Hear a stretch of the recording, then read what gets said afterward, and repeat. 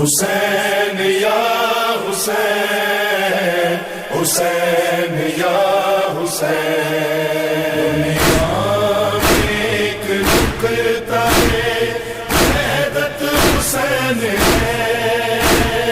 ہر طبقے بشر کی ضرورت حسین ہے۔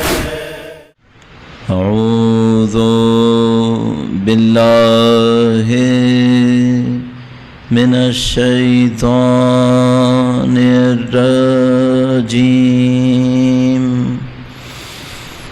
بسم اللہ الرحمن الرحیم،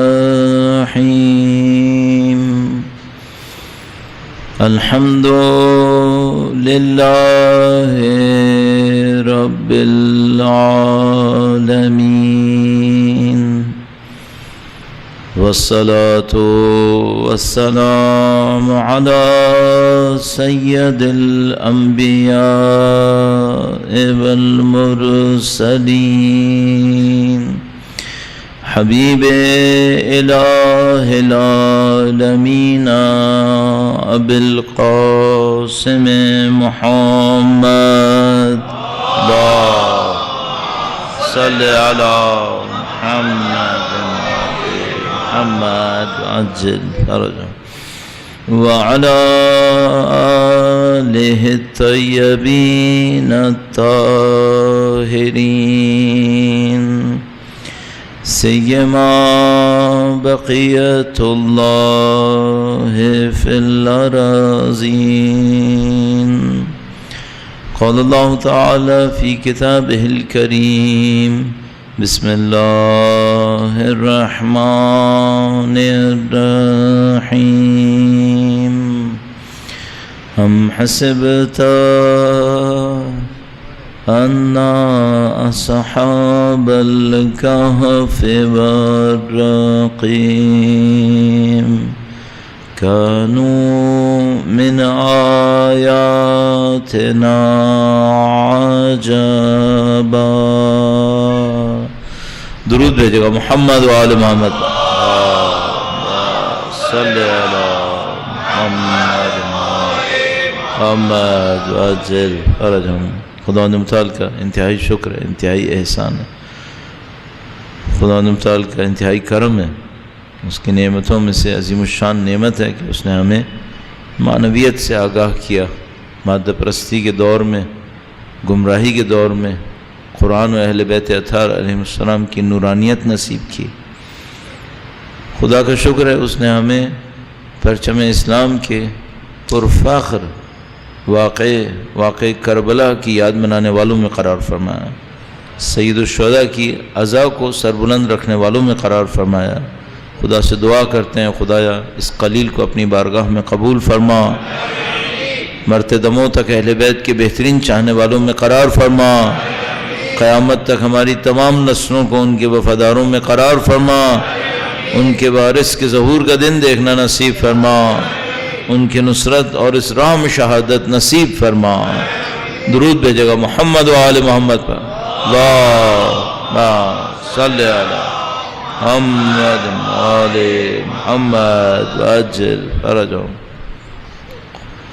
پروردگار عالم نے انسان کو ایک خاص مرحلے تک پہنچانے کے لیے جو ہدایت کا کمال کا مرحلہ ہے، ان تمام راستوں کو استعمال کیا جس سے انسان کام کو آسانی سے انجام دے سکیں۔ یقینی بات ہے کہ یہ جو دنیا ہے یہ سختیوں کی جگہ ہے، اس میں کوئی شبہ نہیں ہے۔ جو بھی تھوڑا سا بھی قرآن کریم کو مطالعہ کرے، قرآن کریم کا مطالعہ کرے، روایات کو دیکھے، دنیا کے بارے میں جو کچھ ہے انہیں دیکھے، دسیوں بیانات، دسیوں کم سینکڑوں بیانات مل جائیں گے جس سے بالکل بلا کسی شبہ کے واضح ہو جائے گا کہ دنیا سختیوں کی جگہ ہے۔ وَلَنَبْلُوَنَّكُمْ بِشَيْءٍ مِّنَ الْخَوْفِ وَالْجُوعِ وَنَقْصٍ مِّنَ الْأَمْوَالِ وَالْأَنفُسِ وَالثَّمَرَاتِ وَبَشِّرِ الصَّابِرِينَ۔ اور اسی طرح آپ کے پاس روایات ہیں، کسی کے ذہن میں یہ آ سکتا ہے کہ جب اہل بیت کی جیسی عظیم الشان ہستیاں اس مصیبت سے گزر رہی ہوتی ہیں، ان مشکلات سے گزر رہی ہوتی ہیں، اندرونی کیفیت کیا ہوتی ہے؟ ہم لوگ جانتے ہیں، ہم لوگ کسی مشکل سے گزرتے ہیں، ہم لوگ پریشان ہو جاتے ہیں۔ بعض اوقات جس کو ہم لوگ اردو میں کہتے ہیں، فارسی کا محاورہ ہے، اردو میں استعمال کرتے ہیں، کہتے ہیں حواس باختہ ہو جانا۔ باختن کہتے ہیں کھو دینے کو، ہار جانے کو۔ حواس باختہ ہو جانے یعنی حواس ختم ہو جاتے ہیں، انسان کے حواس کام نہیں کر رہے ہوتے۔ تو ہم لوگ بعض اوقات ممکن ہے کہ مشکلات کے نتیجے میں حواس باختہ ہو جائیں، لیکن وہ جو اولیاء الہی ہوتے ہیں، اللہ کے بندے ہوتے ہیں، واقعاً انہوں نے محنت کی ہوتی ہے اپنے اوپر، یہ لوگ مشکلات کے وقت کیا سوچتے ہیں، کیا ہو رہا ہوتا ہے۔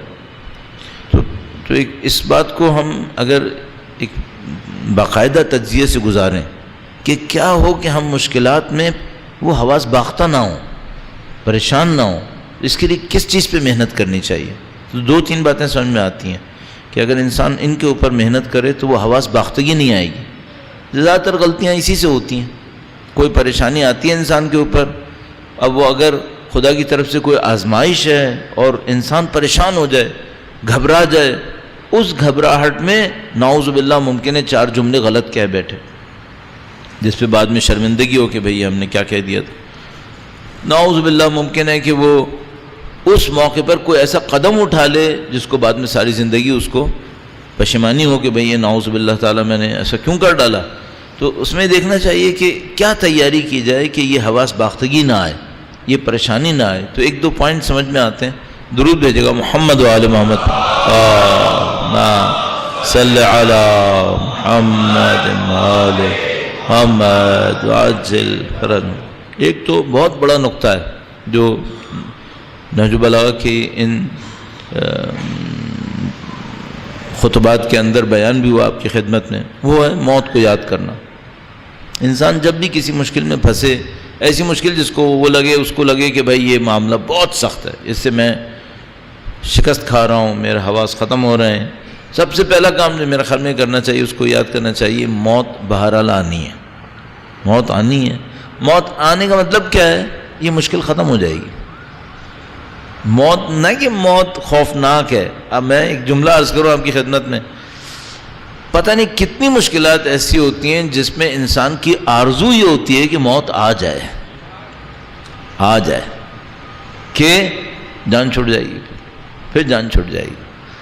کبھی آپ بہت سخت آپ نہ گزرے ہوں، اللہ کرے، اللہ نہ کرے کہ کسی مشکل سے ایسی گزرے ہوں، لیکن بعض اوقات انسان گزرتا ہے ایسی مشکلات سے کہ اس وقت یہ سوچ رہا ہوتا ہے کہ آ ہی جائے تاکہ یہ تو گزرے کسی طریقے سے، اس سے تو نکلوں کسی طریقے سے۔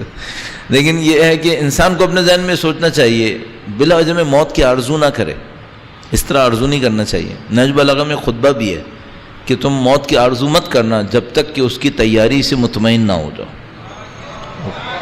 کہاں موت کی تیاری سے اطمینان ہوگا؟ ہمارے جیسے تو موت کی تیاری پہ اطمینان نہیں کر سکتا۔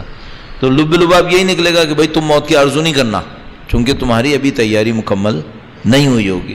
تو وہ جو ہمارے یہاں معمولاً محاورتاً خواتین مرد بھی بعض اوقات کہتے ہیں خدایا یہ کر دے وہ کر دے، یہ جذباتی باتیں ہیں۔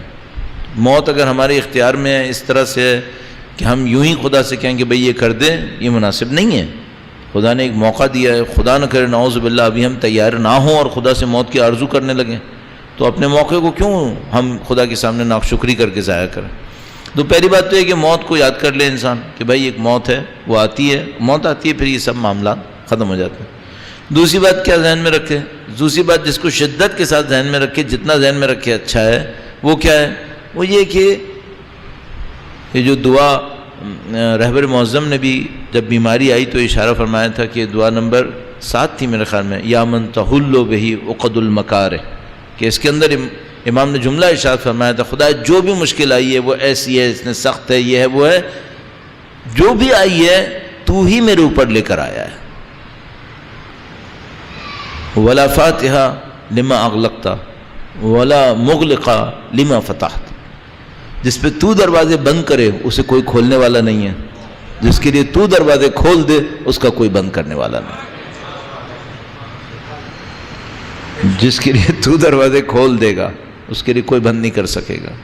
بہت نفیس اس میں توحیدی جملات ہیں اس دعا کے اندر، تو وہ آپ خود دیکھ سکتے ہیں اس کو۔ یہ انسان اس کانسیپٹ کو فوراً دیکھیں ان دعاؤں کے پیچھے کہ پہلی بات موت آنی ہے، موت آئے گی مسئلہ حل ہو جائے گا۔ دوسری بات جو بھی کچھ ہے خدا کی طرف سے. اور اس جملے کے آخر میں ایک جملہ استعمال ہوا تھا، اور ظاہر ہے کہ صحیفہ سجادیہ موضوع نہیں ہے ہمارا دعا، ازقنی حلاوت الصنع فیما شکوت. اے خدا جس چیز کی میں نے شکایت کی تو اس میں اپنی کارگزاری کا مزہ مجھے بھی چکھا. کیا مطلب؟ کبھی ہوتا ہے ایسا کام ہوتا ہے جو روٹین میں ہونا ہی تھا، کبھی ہوتا ہے ایسا ہوتا ہے کہ جس کو دیکھ کے انسان کہتا ہے یہ تو خدا نہیں کروانا تھا تو ہو گیا، ورنہ نہیں ہونا تھا. اس نے ازقنی حلاوت الصنع، اے خدایا تو اپنی کارگزاری کی کا ذائقہ مجھے چکھا دے. جیسے حضرت ابراہیم علیہ السلام نے کہا نا کہ خدایا تو مردے کیسے زندہ کرتا ہے، تو خدا متعال نے خود حضرت ابراہیم کو گویا خالقیت کے چینل میں ڈال کر ان سے خلق کروا دیا اور ان کو چکھا دیا کہ دیکھو میں خلق ایسے کرتا ہوں. تو بعض اوقات میری اور آپ کی زندگی میں ایسا موقع آتا ہے جب خدا ہمیں اس چینل میں ڈال کر یہ دکھاتا ہے کہ دیکھو میں پریشانیوں میں پڑے ہوئے لوگوں کو ایسے باہر نکالتا ہوں، دیکھو اسے چکھ کے دیکھو. ایسے یہ کون چکھ پائے گا؟ جو پریشانی میں جائے گا تو وہ چکھے گا. تو بعض اوقات خدا پریشانی میں ڈالتا اس لیے تاکہ اس کو یہ مزہ چکھنے کو ملے کہ میں ڈالتا کیسے ہوں اور نکالتا کیسے ہوں. تو پریشانی سے نہ گھبرائے. پریشانی ایک جو ہم لوگ مادی مینجمنٹس وغیرہ کے اندر جملہ استعمال کرتے ہیں نا، کیپیسٹی بلڈنگ. پریشانیاں کیپیسٹی بلڈنگ کے لیے آتی ہیں کہ انسان نے جس چیز کا ذائقہ نہیں چکھا ہوتا اب تک اسے چکھ کے دیکھے کہ دیکھو یہ ہوتا ہے. الحمدللہ یہ دور اس اعتبار سے بہت خوبصورت دور ہے کہ یہاں پہ لوگوں کی کیپیسٹیز ڈیولپ ہوئی ہیں. یہ جو جنگ گزری ایران عراق کی، یہ صدیوں کے بڑے معجزوں میں سے ایک معجزہ تھا، یوں سمجھ میں آتا ہے. بڑے معجزے ہوئے ہیں یہاں پر، اور یہ تاریخ عجیب تاریخ ہے. ایک ایسے ہی پتہ نہیں کیوں میرے ذہن میں یہ واقعہ آ گیا، چونکہ آج ہی میں نے پڑھا ہے، شاید اس وجہ سے میرے دماغ کے اوپر اس کا بوجھ سا ہے. تو مثلا اس واقعے میں لکھا تھا، ایک وہاں پر کمانڈر تھے ابراہیم نام کر کے، تو ان کے اوپر ایک کتاب لکھی تھی. اس کتاب ان کی لائف کے اوپر، اس کتاب کا نام تھا سلام علی ابراہیم. تو قرآن کریم میں آئے کریمہ حضرت ابراہیم کے لیے، لیکن اس نے نام یہی لکھ کے اس ابراہیم کے اوپر کتاب لکھی تھی. تو اس بندے کے عجیب حالات تھے.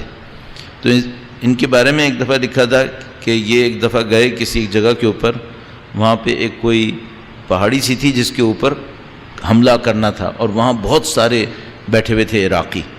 اب ان کو پتا تھا کہ ہم حملہ کریں گے تو وہ ظاہر رپلائی کریں گے، پھر ہم جواب دیں گے، تو اس میں سینکڑوں لوگ مر سکتے ہیں. تو اب سب پریشان تھے کہ بھئی کیا کریں، ان سب کو مارنا ہے ہمیں، ہمارے بھی مریں گے، ان کے بھی مریں گے، یہ ویسے سرنڈر کریں گے نہیں. تو پتہ نہیں ان کے دماغ میں کیا آئی، ان ابراہیم کے دماغ میں، یہ گئے اور اس پہاڑی کے سامنے جا کر اذان دینا شروع کر دی، اور پوری اذان تمام اشہد ان فلاں فلاں فلاں تمام پوری تفصیلات کے ساتھ. اب پیچھے سے ان کے دوست کہہ رہے ہیں کہ مارے جاؤ گے، تمہیں بہت ماریں گے، سب بلٹ لگ جائے گی، یہ ہو جائے گا، وہ اپنے کھڑے ہو کر اذان دے کے آ گئے.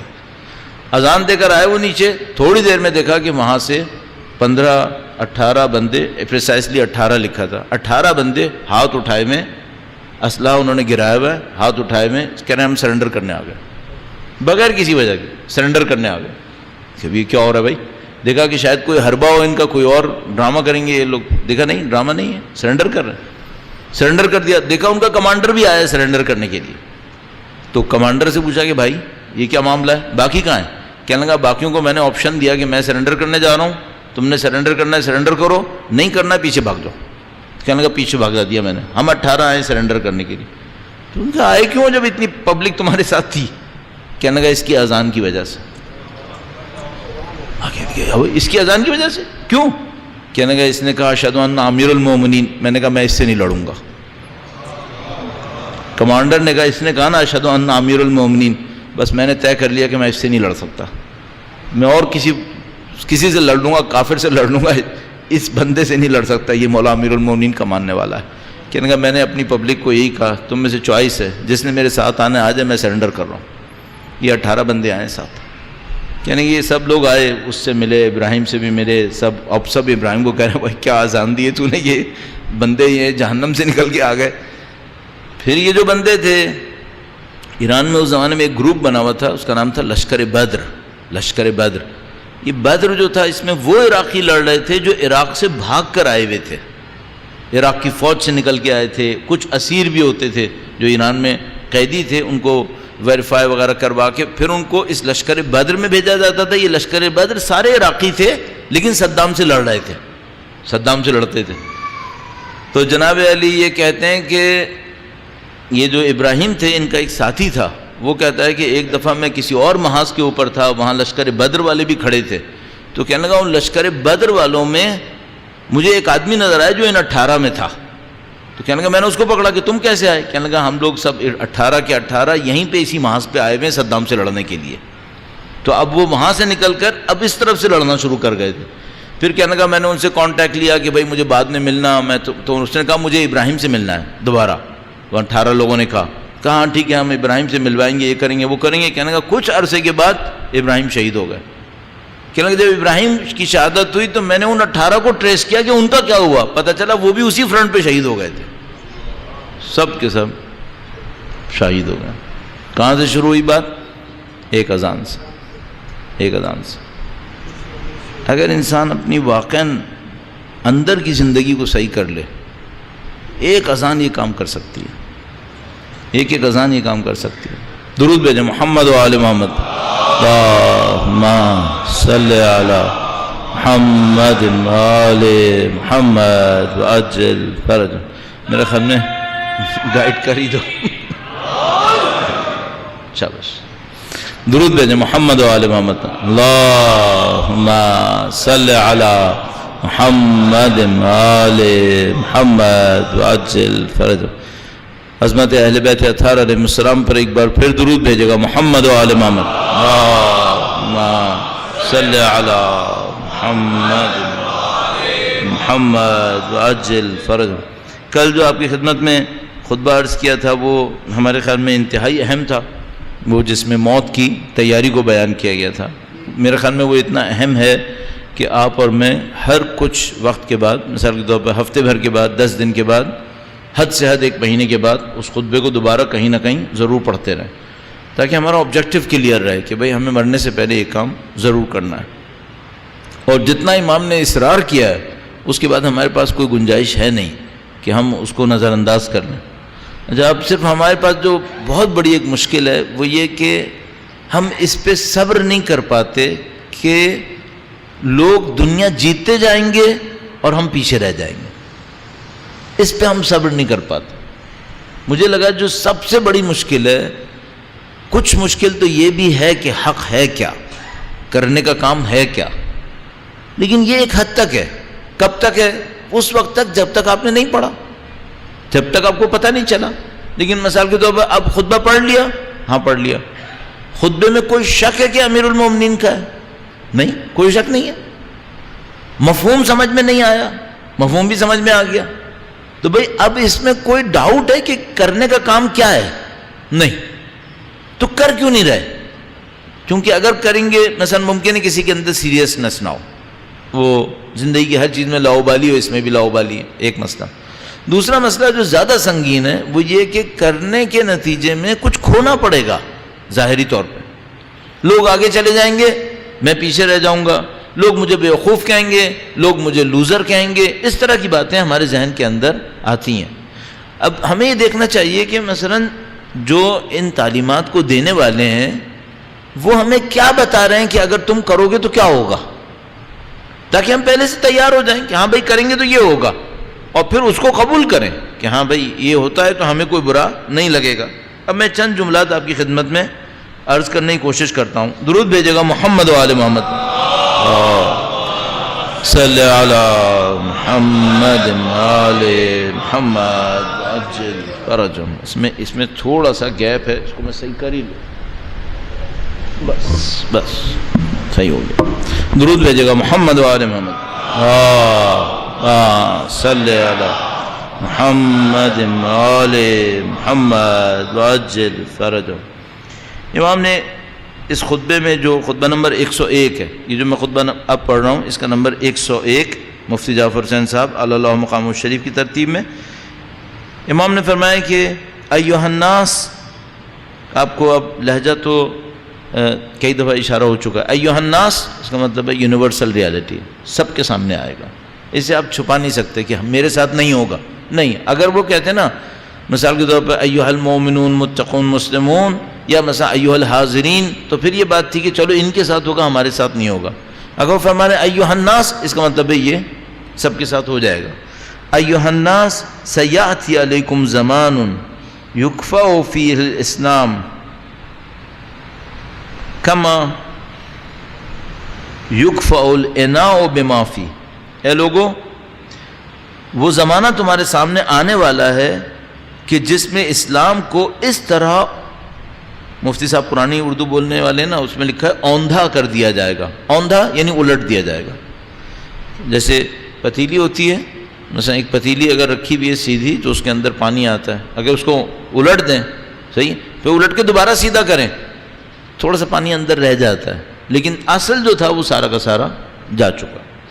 فرمایا اے لوگو، وہ زمانہ تمہارے سامنے آئے گا جس میں اسلام کو اس طرح اوندھا کر دیا جائے گا جس طرح برتن کو ان سمیت جو اس میں ہو الٹ دیا جاتا ہے. اگر ایسا ہوگا تو تمہیں کیا کرنا ہے؟ ایھا الناس ان اللہ قد اعاذکم من ان یجور علیکم. لوگو ہوشیار رہو. اب یہ ہوشیاری، یہ پوائنٹ میرے خیال میں بہت پکڑنے والا پوائنٹ ہے کہ اس کو ہاتھ میں رکھ لیں آپ. فرمایا کہ ان اللہ قد اعاذکم من ان یجور علیکم، اللہ نے تمہیں اس سے پناہ دی ہے کہ وہ تم پہ ظلم کرے. خدا تم پہ ظلم نہیں کرے گا، اس کی خدا نے تمہیں پناہ دے دی ہے. وقد ولم یعذکم من ان یبتلیکم، لیکن اس نے اس کی پناہ نہیں دی ہے کہ تمہاری آزمائش نہیں لے گا. صحیح ہے، یہ پناہ دے چکا ہے کہ میں ظلم نہیں کروں گا، یہ پناہ نہیں دی ہے کہ آزمائش نہیں ہوگی. نہیں، آزمائش تو ہوگی. اب اس کو تم ختم نہیں کر سکتے. وقد قال جل من قائل ان فی ذلک لآیات وان کنا لمبتلین. خداوند متعال بزرگ و برتر کا ارشاد ہے، اس میں ہماری بہت ساری نشانیاں ہیں اور ہم تو بس ان کا امتحان لیا ہی کرتے ہیں. یہ وہ قانون ہے جس سے تم نہیں نکل پاؤ گے.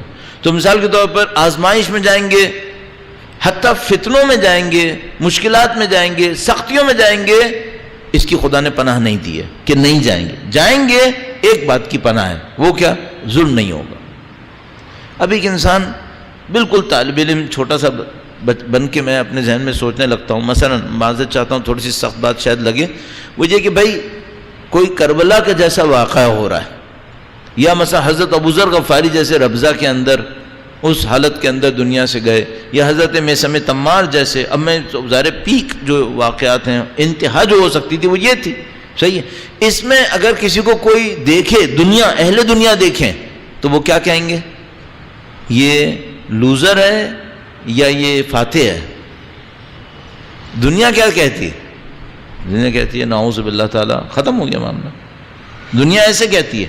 اس پہ صبر کرنا ہوگا، امام یہ فرما رہے ہیں.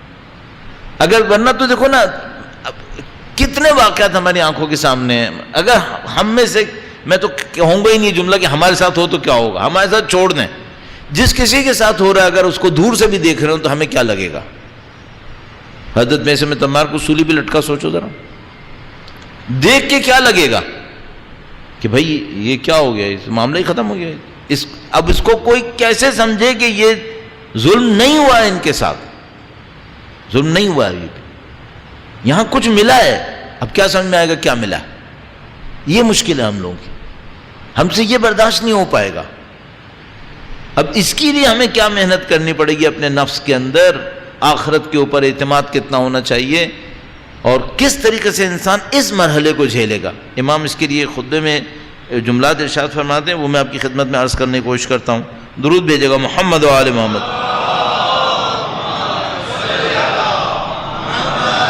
آل محمد. چند جملے اوپر سے بھی عرض کرتا ہوں. یہ جملے میرے خیال میں تھوڑا سا طولانی تو ہو جائے شاید، لیکن ذرا ربط مل جائے گا شاید ہمیں انشاءاللہ. وہی خطبہ نمبر 101 کے، یہ میں نے آخری پیراگراف سے ایک پیراگراف پہلے پڑھا. اس کی شروع میں امام نے یہ ارشاد فرمایا تھا، رحم اللہ امرأ تفکر فاعتبر واعتبر فابصر خدا اس شخص پہ رحم کرے جو سوچ و بچار سے عبرت لے اور عبرت سے بصیرت حاصل کرے. سوچے سمجھے اس سے عبرت لے اور عبرت لینے کے بعد اس سے بصیرت حاصل کرے. اب وہ بصیرت کہاں کا معاملہ ہے؟ قلب والا. بصیرت آنکھوں کا معاملہ نہیں ہے، بصیرت قلب کا معاملہ ہے. اور قلب کیا تھا؟ قلب انسان کے اندر وہ فیکلٹی تھی جو عمل سے ڈیولپ ہوتی ہے اور اس کے ذریعے سے انسان اللہ کی طرف سے ملنے والی ہدایت کو دریافت کرتا ہے. تو قلب انسان کی وہ فیکلٹی ہے، وہ مضبوط ہو جائے گی کب؟ جب وہ سوچے گا، عبرت لے گا اور عبرت لے کر بصیرت لے گا. فَكَأَنَّ مَا هُوَ كَائِنٌ مِّنَ الدُّنْيَا عَنْ قَلِيلٍ لَمْ يَكُنْ. کیا بصیرت لے؟ یہ بصیرت لے، یہ بصیرت لے. خدا اس شخص پہ رحم کرے جو سوچ بچار سے عبرت اور عبرت سے بصیرت حاصل کرے. کیا بصیرت؟ دنیا کی ساری موجود چیزیں معدوم ہو جائیں گی ایسی کہ جیسے وہ تھیں ہی نہیں. دنیا کی ساری چیزیں جو موجود ہیں یہ ختم ہو جائیں گی، اور جب ختم ہو جائیں گی تو کیسی ہوں گی؟ جیسے تھی ہی نہیں، تھی ہی نہیں ایسا. تو اس پہ کیا رو رہے ہو؟ جو ایسی ہے جیسے تھی ہی نہیں، تو رو کیوں رہے ہو پھر اس کے اوپر؟ دنیا کے جانے پہ کیوں رو رہے ہو پھر؟ فرمایا کہ دنیا کی ساری موجود چیزیں معدوم ہو جائیں گی ایسے کہ جیسے تھیں نہیں. وَكَأَنَّ مَا هُوَ كَائِنٌ مِّنَ الْآخِرَةِ عَمَّا قَلِيلٍ لَمْ يَزُلْ. اور آخرت میں پیش آنے والی چیزیں جلد موجود ہو جائیں گی گویا کہ وہ ابھی موجود ہیں. صحیح ہے؟ دنیا کا جو موجود ہے یہ تو ایسے ختم ہوگا جیسے تھا ہی نہیں، اور آخرت کا جو موجود نہیں نظر آ رہا یہ ایسے آنے والا ہے جیسے ابھی بھی ہے، ابھی بھی ہے. تو اب تم بصیرت کس بات کی لو؟ اس بات کی بصیرت دو کہ دنیا نے تو ختم ہونا ہے اور آخرت نے قطعاً آنا ہے، اور ایسا ختم ہونا ہے جیسے تھی نہیں، اور آخرت نے ایسے آنا ہے جیسے ابھی رکھی ہوئی ہے. صحیح ہے؟ امام نے ایک جملہ ارشاد فرمایا، مجھے سمجھ میں نہیں آیا، بالکل سمجھ میں نہیں آیا. فرمایا وَكُلُّ مَعْدُودٍ مُنْقَضٍ. ہر وہ چیز، ہر شمار میں آنے والی چیز ختم ہو جاتی ہے. کل معدود منقض، ہر جو چیز کاؤنٹ ہوتی ہو وہ ختم ہو جائے گی. شاید مراد مادیات کے اوپر ہے کہ جو میٹر ہوتا ہے وہ کاؤنٹ ہوتا ہے 1 2 3 4 5 6. تو مثال کے طور پر اگر دنیا کی عمر 13.8 بلین ہے، اسٹل کاؤنٹ ہے، یہ ختم ہو جائے گا. اور پلانٹس کہاں تک ہیں؟ 1 بلین لائٹ ایئرز تک پلانٹ ہیں، اسٹل کاؤنٹیبل ہے. اس کا مطلب ہے کہ یہ ختم ہو جائے گا. ہر وہ چیز جو کاؤنٹ ہو سکتی ہے امام فرما رہے ہیں یہ ختم ہو جائے گی. اس کے بعد فرمایا وَكُلُّ مُتَوَقِّعٍ آتٍ وَكُلُّ آتٍ قَرِيبٍ دَانٍ. اور جس چیز کا انتظار ہے اسے آیا ہی سمجھو اور آنے والے کو پہنچا ہی سمجھو. تم جو دنیا ہے یہ کاؤنٹیبل ہے، یہ ختم ہو جائے گی، اور جو آخرت ہے جس کے آنے کا انتظار ہے اس کو سمجھو آ گئی ہے بلکہ پہنچ چکی ہے، بلکہ پہنچ چکی. العالم من عرف قدرہ وکفى بالمرء جہلا ان لا یعرف قدرہ. عالم وہ ہے جو اپنا مقام جانتا ہو، اور انسان کی جہالت اس سے بڑھ کے کیا ہوگی کہ وہ اپنی قدر و منزلت نہ پہچانے. اس جملے کا کیا مطلب لے سکتے ہیں سمجھ میں جو آ سکتا ہے یہ کہ انسان کو اگر یہی پتہ نہ ہو کہ وہ خلق کس کے لیے ہوا ہے، اپنے مقام کو نہیں جانتا ہے، وہ سمجھ رہا ہے میں کھانے پینے کے لیے خلق ہوا ہوں، دنیا میں رہنے کے لیے خلق ہوا ہوں. فرمایا اس سے بڑی جہالت کیا ہوگی کہ انسان کو یہی نہ پتہ چلے کہ میں خلق کس لیے ہوا ہوں. اب میں معذرت کے ساتھ عرض کروں گا یہ جہالت ہمارے یہاں پھیلی بھی نہیں ہے،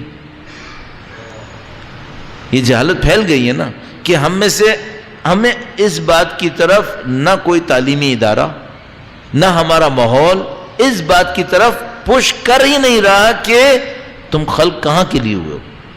انما خلقتم للبقاء لا للفنا وللآخرہ لا للدنیا. کوئی اس کا بتانے والا اتنی سنجیدگی سے نہیں ہے ہمارے پاس. انسان کی جہالت کے لیے اتنا کافی ہے کہ نہ جانتا ہو. اس کے بعد فرمایا اللہ کس کو پسند کرتا ہے کس کو پسند نہیں کرتا. ان من ابغض الرجال الی اللہ تعالی. اس کو عرض کرنے سے پہلے میں کہوں گا کہ ایک دفعہ درود بھیجے گا محمد و آل محمد. صلی علی محمد آل محمد عجل فرج. اچھا یہاں پہ منفی صفت بیان ہوئی ہے، یعنی اچھا جو بندہ اچھا نہیں ہوگا تو وہ کیا ہوگا، اس کی صفت بیان ہوئی ہے.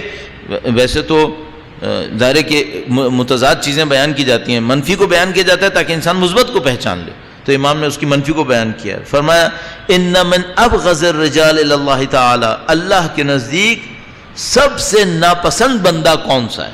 اللہ کے نزدیک سب سے ناپسند بندہ کون ہے؟ لعبدا وکلہ اللہ الی نفسہ جاعرا عن قصد السبیل سائرا بغیر دلیل. اللہ کے نزدیک لوگوں میں سب سے زیادہ ناپسند اللہ کو وہ بندہ ہے جسے اللہ نے اس کے نفس کے حوالے کر دیا، اس طرح کہ وہ سیدھے راستے سے ہٹا ہوا ہے اور بغیر رہنما کے چل رہا ہے. یعنی اس بندے نے کوئی ایسا کام کیا ہے کہ اب خدا اس کی سرپرستی کو قبول نہیں کرتا اور اس کو کہتا ہے کہ تم اپنے حال کے اوپر. لہذا ہمارے پاس روایت موجود ہے دعا کے اندر کرنے کے لیے کہ ربنا لا تکلنا الی انفسنا طرفۃ عین ابدا، خدایا ایک پلک جھپکنے کے لیے بھی ہمیں ہمارے حال پہ نہ چھوڑ. تو فرمانا ہے سب سے برا بندہ وہ ہے جس کو خدا نے اس کے حال پہ چھوڑ دیا ہے. اچھا یہ کون بندہ ہوگا؟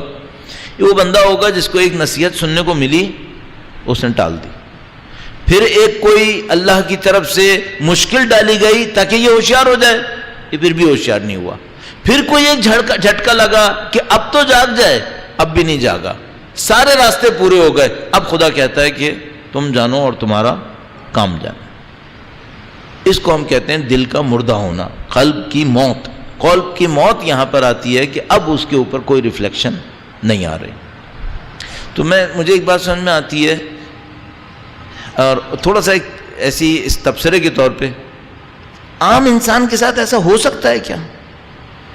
مثلا غلط کام کر رہا ہے، جانتا ہے غلط ہے، مثلا متکبر ہے، مغرور ہے، جھوٹ بھی بول رہا ہے، فرض کریں کچھ ایک صفت ہی ان میں سے تباہی کے لیے کافی ہے اس کے اندر، خدا بار بار موقع دیتا ہے اب سمجھو اب سمجھو اب سمجھو، پھر بھی نہیں سمجھتا. کیا عام آدمی کے ساتھ ایسا ہو سکتا ہے؟ تو میں کہوں گا ایک صورت میں ہو سکتا ہے. وہ کیا؟ خود پسند ہو. خود پسند انسان کے ساتھ یہ ہو سکتا ہے. خود پسند کون ہوتا ہے؟ جس کو اپنے اندر کوئی برائی نظر نہیں آتی، اس کے ساتھ یہ ہو سکتا ہے، ورنہ نہیں ہوگا. بھائی ایک آدمی ہے، مثلا میں ایک بیمار ہوں، فرض کر لیں میری ٹانگ میں لنگڑاہٹ ہے، میں نہیں قبول کر رہا کہ میں بیمار ہوں، چل لیتا ہوں کہیں نہ کہیں. بھائی ایک دفعہ موقع آئے گا بھاگنے کا، نہیں بھاگ سک رہا، اب تو ماننا پڑے گا نا کہ بھائی لنگڑاہٹ ہے، صحیح ہے.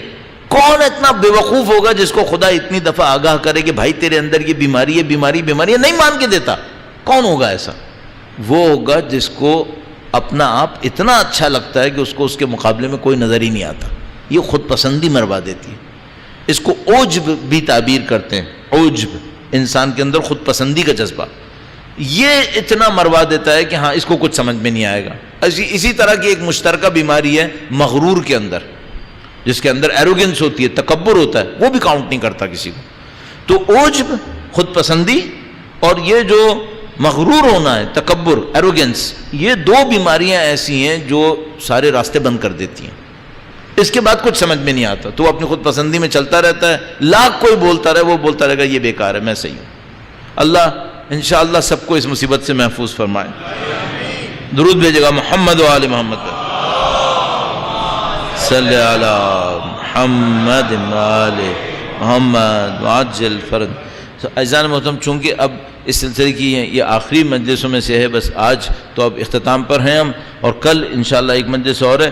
تو اب میں یہ کر رہا ہوں کہ جو بھی پوائنٹ ادھر ادھر کے ہیں جو مجھے سمجھ میں آ رہا ہے کہ رکاوٹ کیا بنیں گے. ہم نے اتنے دن نہج البلاغہ کے اوپر محنت کی ہے، اب بھی ہم نہیں کچھ کر پائے. کیوں نہیں کر پائیں گے؟ یہ وجہ نہیں کر پائیں گے. اب بھی اگر ہم سلپ ہوئے اور ہم نہیں توجہ دے پائے تو کیا وجہ ہو سکتی؟ یہ دو ہو سکتی ہیں. اور پہلے ایک اور مطلب اشارہ ہو چکا ہے خطبے کے اندر، وہ وجہ ہو سکتی ہے. وہ کیا تھی؟ وہ تھی سستی. پتہ ہے یہ کرنے کا کام ہے، نہیں کرے گا. یہ تو تین وجوہات ہو سکتی ہیں جس کی وجہ سے ہم نعوذ باللہ تعالیٰ کوئی آدمی فائدہ نہیں اٹھائے گا.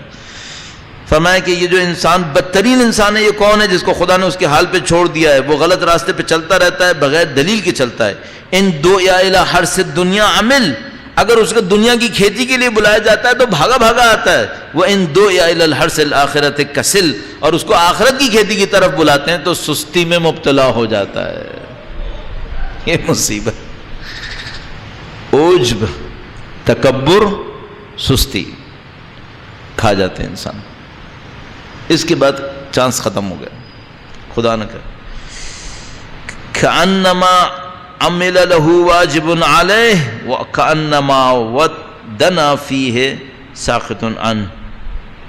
آخر میں آ کر امام نے فرمایا اس زمانے میں اگر کوئی پھنس جائے، کون سا زمانہ جس کو بعد میں کہا تھا کہ اس میں ظرف پلٹ دیا گیا، اسلام ختم، یہ زمانہ جس کے اندر اس طرح کی حالات آ گئے ہیں، تو امام نے آخر میں یہ فرمایا وَذَلِكَ زَمَانٌ لَا يَنْجُو فِيهِ إِلَّا كُلُّ مُؤْمِنٍ نُومَةٍ إِن شَهِدَ لَمْ يُعْرَفْ وَإِنْ غَابَ لَمْ يُفْتَقَدْ. تھوڑا سا اس حصے کو سمجھنا ہمارے بعض آئیڈیاز کے حساب سے سخت بنے گا، تو پہلے سے وارن کر رہا ہوں. درود بھیجے گا محمد و آل محمد پر.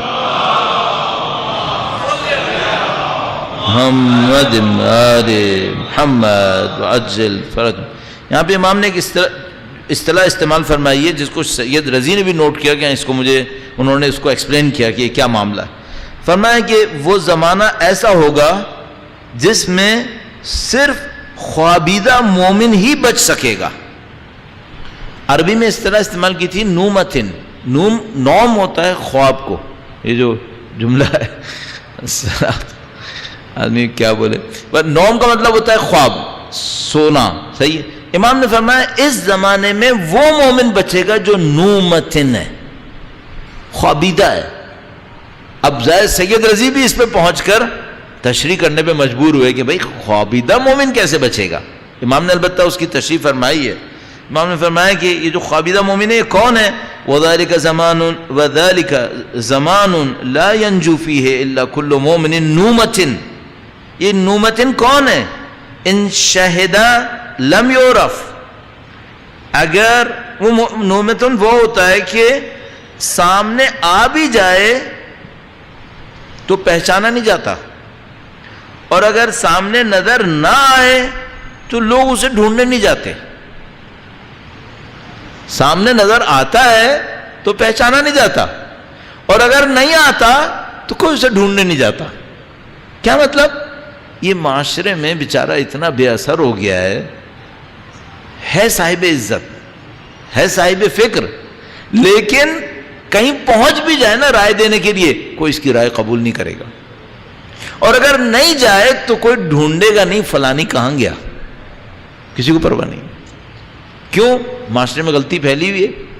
ایک آدمی صحیح بات کر رہا ہے تو اسے کوئی کیوں کاؤنٹ کرے گا. صحیح ہے. فرمایا یہ عالم ایسا آتا ہے کہ جس میں مومن بیچارہ نومتن ہوتا ہے تو بچ جاتا ہے کہ اگر وہ پہنچتا بھی ہے تو کوئی اس کی بات سننے والا نہیں ہے، اور اگر نہیں پہنچے تو کوئی ڈھونڈنے والا نہیں ہے کہ بھائی وہ زندہ تھا، مر گیا، بیمار ہے، کہاں پر وہ. یہ سختی کا زمانہ ہے. یہ فرمایا کہ یہ ایسا زمانہ ہوتا ہے. اولئک، اب امام فرمانے یہ لوگ کیا ہیں؟ اب تعجب کی بات ہے نہیں. فرمایا اولئک مصابیح الہدی، یہ ہدایت کے چراغ ہیں. وَأَعْلَامُ الصُّرَاحِ، یہ ہدایت کے چراغ ہیں، شب کی تاریکیوں میں روشن نشان ہیں. ان کی ایک اور نشانی امام نے بتائی ہے. لیسوا بمصابیح ولا المضاعیع البذر اولئک یفتح اللہ لهم ابواب. یہ لوگ نہ ادھر کی ادھر کچھ لگاتے پھرتے ہیں، نہ لوگوں کی برائیاں اچھالتے ہیں، نہ ان کے راز فاش کرتے ہیں. یہ ان کاموں میں نہیں ہے. اللہ ان لوگوں کے لیے رحمت کے دروازے کھول دے اور ان سے اپنی سختیوں کو دور کر دے گا. اللہ ان کے لیے اپنی رحمت کے دروازے کھول دیتا ہے اور سختیوں کو دور کر دیتا ہے. کون لوگ تھے یہ وہ لوگ تھے جو اگر آ بھی جائیں کہیں تو ایکسیپٹ نہیں کیے جائیں گے. کیوں ایکسیپٹ نہیں کیے جائیں گے؟ نہیں کہ عقل نہیں ہے ان کے پاس، عقل ہے، معاشرہ بے عقلی کے اوپر چل رہا ہے. تو امام کا فرمان ہے ایسے زمانہ بھی آتا ہے. اللہ کرے کہ ہم اس زمانے سے محفوظ رہیں، یہ وہ زمانہ نہ ہو انشاءاللہ. لیکن مشکل مجھے یہ لگ رہی ہے کہ وہ جو جملہ کہا ہے ایھا الناس، اس کا مطلب ہے یہ زمانہ کبھی نہ کبھی آتا رہتا ہے اور بار بار آتا رہتا ہے. اللہ بہتر کرے گا. درود بھیجے گا محمد و آل محمد. محمد آل محمد وعجل فرج۔ عزیزان محترم، یہ خطبہ نمبر 101 تھا۔ اب مجھے آپ کے اگلے چند منٹس کے اندر خطبہ نمبر 188 سے چند جملات عرض کرنے اور باقی اس کا انشاءاللہ کل عرض کریں گے۔ ایک بار پھر درود بھیجے گا محمد و آل محمد۔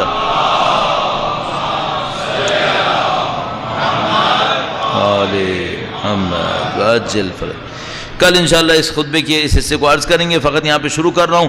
فرع عباد اللہ ما برعایتہ یفوز فائزکم وباذاعتہ یخسر مبتلکم۔ اے لوگو، اے اللہ کے بندو، ان چیزوں کی رعایت کرو جن کی رعایت کرنے سے کامیاب انسان کامیاب ہوتے ہیں، اور جن کو ضائع کرنے سے گھاٹا اٹھانے والے گھاٹے میں چلے جاتے ہیں۔ صحیح، امام فرمایا تم ان کی خیال کرو، ان چیزوں کا خیال کرو۔ اور ان میں پہلا جملہ فرمایا وَبَادِرُوا آجَالَكُمْ بِأَعْمَالِكُمْ فَإِنَّكُمْ مُرْتَحِنُونَ بِمَا أَسْلَفْتُمْ وَمَدِينُونَ بِمَا قَدَّمْتُمْ۔ اے لوگو، آخری جملہ اس سلسلے میں، لہذا اے خدا کے بندو ان چیزوں کی پابندی کرو جس کی پابندی کرنے سے تم کامیاب ہونے والے ہو۔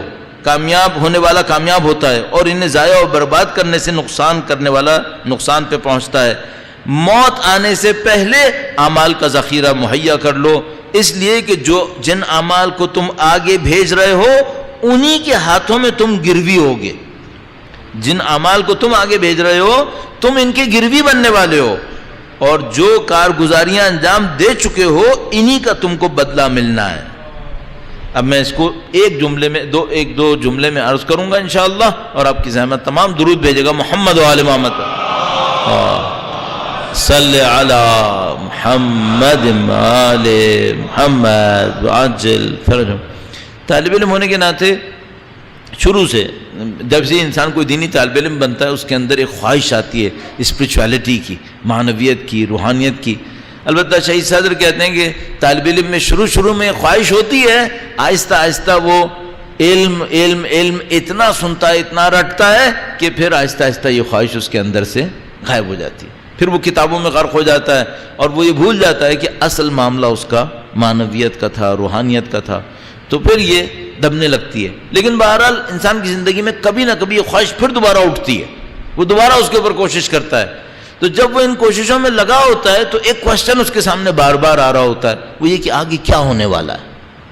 یہ انسان کی ایک عجیب چھپی ہوئی خواہش ہے۔ میرا خیال ہے آپ کسی کو بھی دنیا میں پوچھ لیں جو خدا کو مانتا ہے، جو نہیں مانتا، جو آگے آنے والا ہے وہ جاننا چاہتا ہے یا نہیں جاننا چاہتا؟ ہر آدمی، چاہے کافر، مسلمان، فاسق، فاجر، سب کے دل میں خواہش ہے کسی طرح آگے کا دیکھ لیں، آگے کیا ہونے والا ہے۔ تو اب وہ ٹائم مشین میں دو خوبیاں ہیں، یہ آپ آگے جائیں، آگے جا کے دیکھ لیں کیا ہونے والا ہے، یا آپ پیچھے جا کے کچھ چیزوں کو صحیح کر لیں اپنی دانش میں۔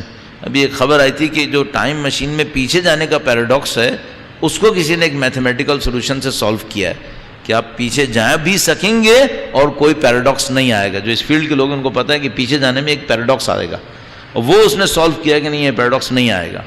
تو کبھی نہ کبھی ایک ٹائم آئے گا جب یہ ٹائم مشین پاسبل ہو جائے گی، کبھی نہ کبھی ایک ٹائم آئے گا، 20 سال 40 سال 50 سال اتنے میں آ ہی جائے گا کہ یہ پاسبل ہوگا کہ لوگ یہ دیکھ پائیں گے پیچھے کیا ہوا ہے اور آگے کیا ہونے والا ہے۔ بہرحال تو دین نے اس کے اوپر محنت کی ہے، آگے کیا ہونے والا ہے۔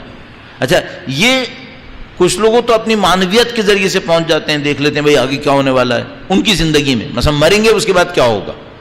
کچھ لوگ اس بات کو اپنی معنویت سے حاصل کرتے ہیں۔ کیا فنڈامنٹلی فلاسفیکلی اس بات کو سمجھا جا سکتا ہے کہ آگے کیا ہونے والا ہے؟ ہاں، یہ ہو سکتا ہے فلاسفیکل فیلڈ کے اندر، بغیر اس اسپریچول ڈیولپمنٹ کے بھی سمجھا جا سکتا ہے کہ آگے کیا ہونے والا ہے۔ میں اس کی ایک جھلک آپ کی خدمت میں عرض کر دوں۔ آج میں کہیں پہ پڑھ رہا تھا، اس سے مجھے تھوڑا سا ایک کلو ملا تو میں اس میں تھوڑا سا اٹریکٹ ہو گیا، اور ابھی یہ جملے جو آئیں تو مجھے لگ رہا ہے کہ نہیں، اس کا گراؤنڈ ہے کہ اسی کے اوپر 2-4 جملے عرض کر دوں۔ اب یہ چند منٹ باقی ہیں، یہ بھی اس میں پورے ہو جائیں گے۔ درود بھیجے گا محمد و آل محمد پر۔ صلی علی محمد آل محمد وعجل فرجهم۔ ہم کئی دفعہ ایسی باتیں ادھر ادھر کر چکے ہیں، اس کو تھوڑا سا سم اپ کرتے ہیں۔ مرنے کے بعد جو کچھ ہونے والا ہے ہمارے ساتھ، اس کے سوا نہیں ہوگا جو ہم نے کیا ہے، یہ بات طے شدہ ہے۔ دیکھیے، آپ آج IRC میں بیٹھے ہوئے مجلس سن رہے ہیں، صحیح، آپ نے IRC بنائی تھی؟ نہیں، میں نہیں بنائی، نہیں میں نہیں بنائی. اب یہاں کوئی بیٹھا ہوگا جو اس کے بنانے والوں میں رہا ہوگا، لیکن ہم نے نہیں بنائی. صحیح ہے، لیکن ہم IRC سے فائدہ اٹھا رہے ہیں، اس امام بارگاہ سے یہاں بیٹھ کے مجلس پڑھ رہے ہیں، سن رہے ہیں، سارے کام کر رہے ہیں، جبکہ ہم نے نہیں بنائی تھی. یہ برزخ میں نہیں ہونے والا. برزخ میں جو کچھ ہوگا وہ ہمارا ہے، سب کچھ. زمین لے لو، دیوار لے لو، گھر لے لو، پتھر لے لو، جنگل لے لو، جانور لے لو، کھانا لے لو، جو کچھ لے لو وہ ہمارا ہے. کیا مطلب؟ ہم نے بنایا. بس پہلا قانون تو یہ سمجھ لیں کہ برزخ کی زندگی کا سب کچھ ہم ہیں. یہ جو امام نے فرمایا نا تم لوگ اپنے اعمال کی گروی میں ہوگے، وہ یہ ہے. جو کچھ آئے گا وہاں پر، کون ہمسایہ ہے، کون آپ کے گھر کے سامنے رہتا ہے، کون برابر میں رہتا ہے، کس کے ساتھ آپ کا اٹھنا بیٹھنا ہے، کیا تکلیف ہے، کیا پریشانی ہے، کیا سہولت ہے، سب کچھ A to Z آپ کا میرا کیا ہوا ہے. پہلی بات. اچھا اب ایک اس میں یہ دیکھتے ہیں، اگر یہ ہمارا ہی کیا ہوا ہے تو ہم کوئی چیز خراب کیوں ہونے دیں گے؟ مثلا اگر میں آپ کو بٹھا دوں ایک کمپیوٹر کے اوپر اور آپ پروگرامر ہوں اور آپ سے کہوں کہ بھائی تم ایسا کرو کہ اپنے جس گھر میں تم رہنا چاہتے ہو، آپ آرکیٹیکٹ ہیں، آپ پروگرامر ہیں، سب کچھ ہیں، وہ تم بنا لو. جو تم بناؤ گے وہ ہم تمہیں فزیکلی بنا کے دے دیں گے. ٹھیک ہے، آپ بیٹھ گئے، آپ آرکیٹیکٹ ہیں، آپ گھر بنائیں، جو گھر آپ بنائیں گے وہ ہم آپ کو بنا کے دے دیں گے. تو آپ اچھا بنائیں گے، برا بنائیں گے؟ کون احمق برا بنائے گا؟ اچھا بناؤں گا تو میں ہر چیز اچھی بناؤں گا، بالکل اچھی بناؤں گا، ٹاپ آف دا لائن اس میں فکسنگ لگاؤں گا، سارے کام اچھے کر دوں گا. یہ ہے صحیح. اگر برزخ کی زندگی ساری وہ ہے جو میں نے بنائی ہے تو میں وہاں جا کے اس کو چینج کیوں نہیں کر پا رہا؟ اگر وہ ساری میری بنی ہوئی ہے تو میں وہاں جا کے کیوں نہیں چینج کر پا رہا؟ ایک حقیقت، ایک مشکل، وہ یہ کہ جو کرنا ہے وہ موت سے پہلے کرنا ہے. موت سے پہلے تک آپ آرکیٹیکٹ ہیں، آپ انجینئر ہیں، آپ مستری ہیں، آپ سب کچھ ہیں. موت کے بعد آپ اس بلڈنگ کا پیس ہیں. بس موت سے پہلے آپ سب کچھ ہیں. آپ ہی آرکیٹیکٹ ہیں، آپ ہی راجز ہیں، آپ ہی مزدور ہیں، آپ ہی انجینئر ہیں، سب کچھ آپ ہیں. آپ نے بنانا ہے، آپ نے سنوارنا ہے، آپ نے اس کو اٹھانا ہے. جیسے ہی مرے آپ کی یہ ساری پوسٹ آپ سے لے لی جائیں گی اور آپ سے کہا جاتا ہے کہ جو آپ نے بنایا تھا آپ اس میں جا کر تشریف فرما ہو جائیں. صحیح. اچھا اب تیسرا اسٹیج، اگر میں نے بنایا تھا تو کیا مجھے یہ پتا ہے کہ میں کیا بنا رہا ہوں؟ ابھی بھائی اگر یہ میرا بنایا ہوا ہے تو مجھے کیا پتا ہے کہ میں کیا بنا رہا ہوں؟ نہیں پتا. کیا مجھے بتایا نہیں گیا تھا کہ تم بنا رہے ہو؟ ہاں یہ بات تو ہے. ہاں ٹھیک ہے، مجھے نہیں پتا کہ میں بنا رہا ہوں، لیکن کیا بتایا گیا تھا یا نہیں بتایا گیا تھا؟ بتایا گیا تھا. صحیح، بتایا گیا تھا. کیسے بنا رہا ہوں؟ آخری سوال، کیسے بنا رہا ہوں؟ اب یہ انٹرسٹنگ سوال ہوا یا نہیں ہوا؟ بنا کیسے رہا ہوں؟ ہاں اب اس کو ذرا سا دیکھ لیجئے گا. ہمارا ایک اندر کا نفس ہے، اس کی ایک خواہش ہے، اور ایک سامنے میدان عمل ہے جس کو ہم لوگ ریالٹی کہتے ہیں، واقعہ.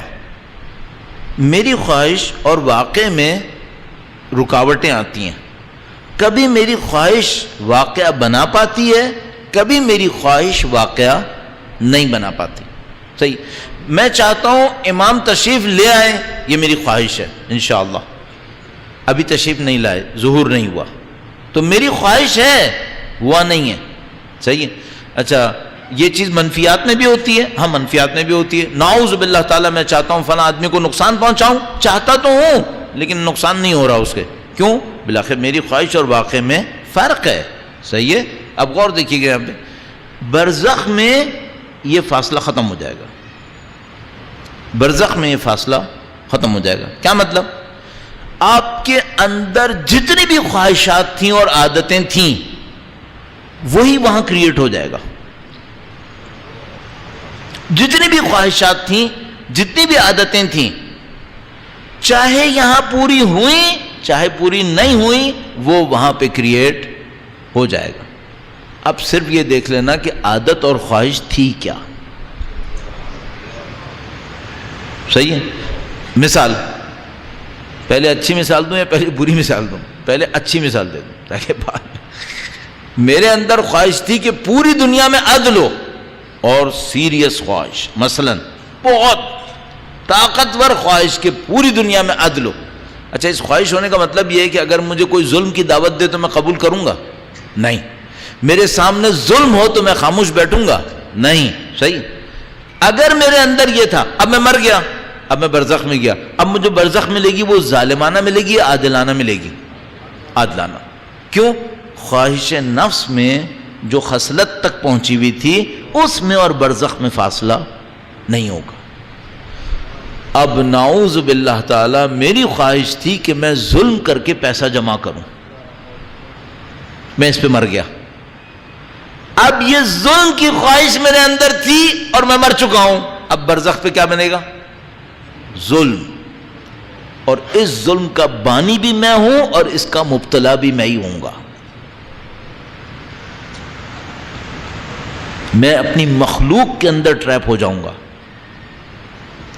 اور مصیبت یہ ہے کہ مجھے پتا ہوگا کہ جو میں ٹریپ ہوا ہوں نا یہ اپنی مخلوق میں ہوا ہوں.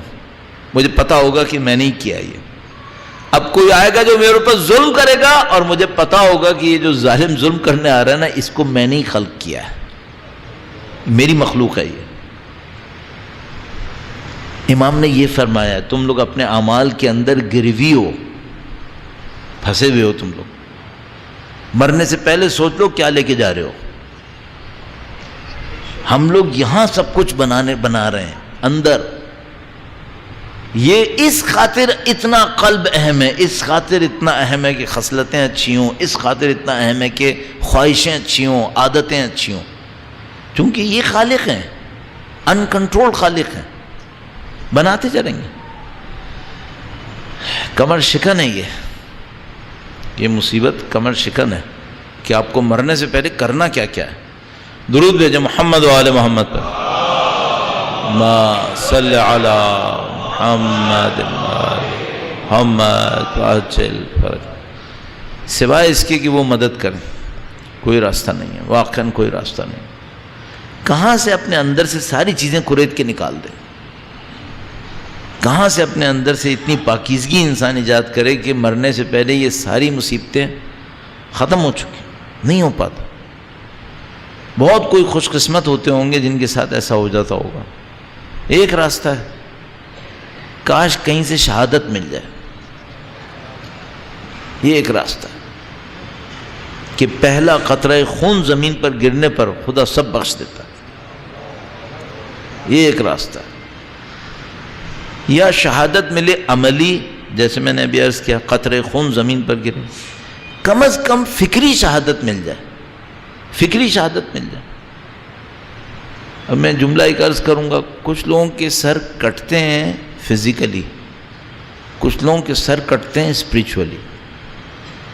یا تو ہمیں وہ فزیکل شہادت مل جائے یا وہ اسپریچول شہادت مل جائے.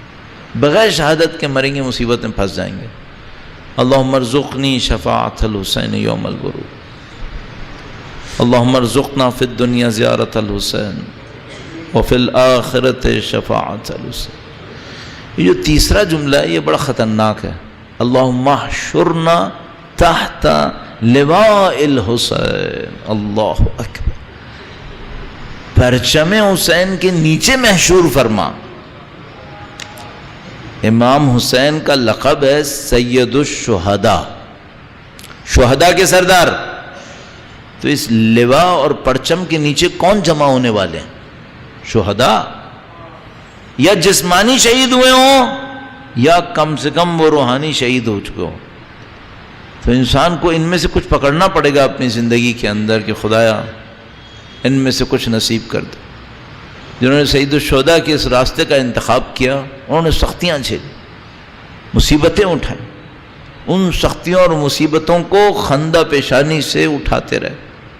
میں جب سید الشہداء کے شہادتوں کے اعوان و انصار کو دیکھوں تو انسان کے اندر ہمت نہیں ہوتی سید الشہداء سے کہ مولا جیسے آپ کے یہ صحابی کے ساتھ ہوا ہمارے ساتھ بھی ہو جائے. کیسے کہہ سکتے ہیں؟ پتہ نہیں ہم کیا کریں گے. آخر میں آ کے انسان کہتا ہے کہ مولا ہم بے بس ہیں، ہمارے پاس کچھ نہیں ہے. تو کیا ہو پھر؟ مولا آپ نے کسی غلام کو بھی تو نوازا تھا نا، کسی کو نوازا ہے. جب انسان ان تمام چیزوں کو دیکھتا ہے تو اتنی شرمندگی میں آ جاتا ہے کہ اس کو سمجھ میں نہیں آتا کرے کیا. ایک طرف سے یہ چاہتا ہے کہ امام حسین کے ساتھ محشور ہو، دوسری طرف سے جانتا ہے کہ اس محشور ہونے کے لیے جو مرحلے ہیں جن کو گزارنا ہے وہ آسان نہیں ہے. تو آخر میں آ کے صرف اتنا ہی رہ جاتا ہے کہ میں اپنے لیے عرض کر رہا ہوں کہ صرف اتنا رہ جاتا ہے کہ مادر حسین سے کہیں مادر حسین.